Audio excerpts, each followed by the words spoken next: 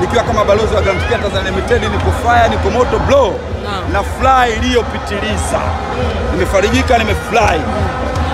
Napongeza sana wana Simba wenzangu, napongeza penzi na wanachama, napongeza sana viongozi wangu kwa ujumla.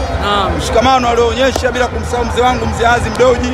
Maneno yake mzee Dalali na wengine wote, kwa kweli nimefarijika, nimefly sana. Mzee amepasi milioni. Nimeingia nusu hatimaye baada ya maneno mengi sana. Mwaka robo mdogo tuko nusu. Hawaamini macho yao. Hawaamini macho yao. Bwana, hii nyimbo ilikuwa ni kama masiara hivi, hawaamini macho yao. Pengine leo ndio mmeanza kuadhirishia kwamba Simba ni kubwa katika michuano hii ya kimataifa, hususan kwenye logo za CAF. Hilo linajulikana, ndio maana CAF wanatuelewa sisi. Walabu soti mwa kubeza, Almasri soti mwa kubeza, isipokuwa napongezaje mwekezaji wetu ameleta quality hali ya juu, ndio losababisha habari hii.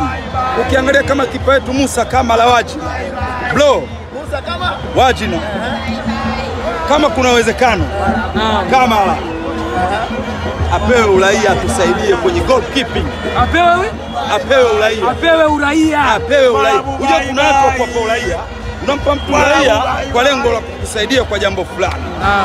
Bro, Misri Alabuni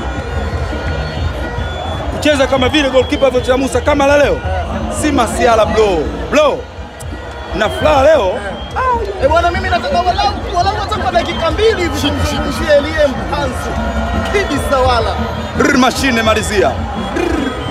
Mashine. Mtu ya watu, mtu ya Kongo.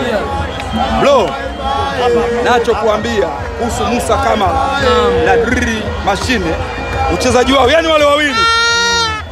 Kwanza kwenye ligi yetu kama kuna uwezekano kwa kupitia wale Sikalia na wenzake, kila mechi